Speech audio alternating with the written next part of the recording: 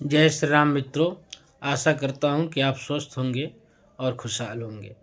मित्रों, आप कुछ चीज़ों का विश्लेषण करके देखें अनुभवों के आधार पे, तो मुझे लगता है कि दुनिया में कुछ प्रमुख ऐसे स्थान हैं जहाँ पे ईमानदार, व्यवहारिक और चरित्रवान व्यक्तियों को बैठाया जाए तो बहुत सारी समस्याएं स्वतः ही समाप्त हो जाएगी। जैसे में आप देखिए, देवालय यानी मंदिर जहाँ पूजा होती है, पुजारी ईमानदार होना चाहिए। दूसरा जगह है आपका विद्यालय, जहाँ ज्ञान दिया जाता है, जहाँ बच्चों का चरित्र निर्माण होता है, वहाँ भी शिक्षक ईमानदार होने चाहिए। उसके बाद आप देख लीजिए न्यायालय, जहाँ न्याय दिया जाता है, न्याय देने वाला व्यक्ति भी ईमानदार होना चाहिए, मानवतावादी सिद्धांतों को समझने वाला होना चाहिए। उसके बाद चिकित्सालय, जहाँ स्वास्थ्य लाभ दिया जाता है, वहाँ भी ईमानदार डॉक्टरों का रहना चाहिए जो मानवतावादी सिद्धांत का होना चाहिए। और इसके बाद में है अनाथालय, जहाँ पे अनाश्रित व्यक्तियों को आश्रय दिया जाता है, यहाँ भी ईमानदार व्यक्ति को होना चाहिए।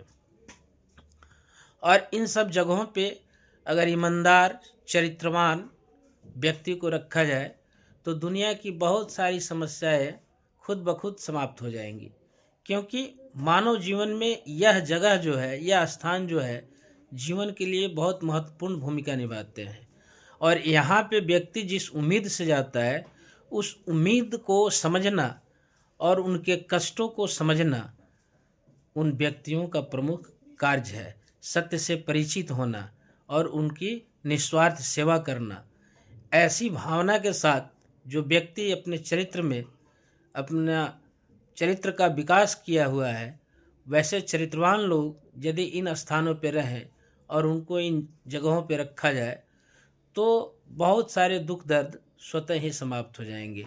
वैसे दुनिया में बहुत सारी समस्याएं चल रही है, लेकिन समस्याएं सुलझाना भी हमारा ही काम है।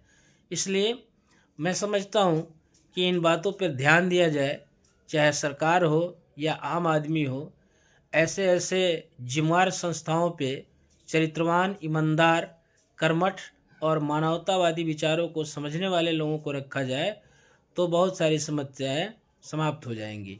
वैसे आप तो काफ़ी समझदार हैं, आप तो स्वतः ही इसका विश्लेषण कर लेंगे। आपकी क्या राय है? मेरा तो ये अपना व्यक्तिगत अनुभव है कि यदि ऐसा किया जाए तो बहुत सुधार होने की संभावना है। बाकी अब आप लोगों की इच्छा, आप लोग भी अपना विचार प्रस्तुत करेंगे। खुश रहिए। जय सिया राम।